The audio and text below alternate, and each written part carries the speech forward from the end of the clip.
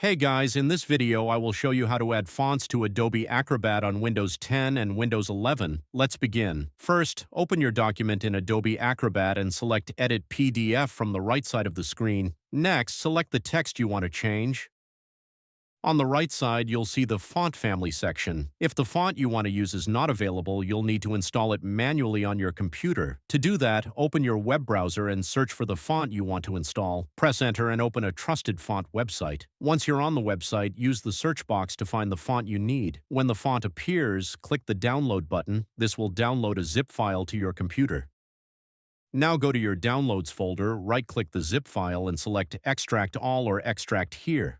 Once the files are extracted, locate the font file, double-click on it, then click Install. After the font has been installed, close Adobe Acrobat and reopen it. Open your document again, go to Edit PDF and select the text you want to modify. This time, when you open the Font Family drop-down menu, you should see the newly installed font in the list. Select the font and it will be applied to your text. That's how you can add fonts to Adobe Acrobat on Windows 10 and Windows 11. Thanks for watching, and I'll see you in the next one.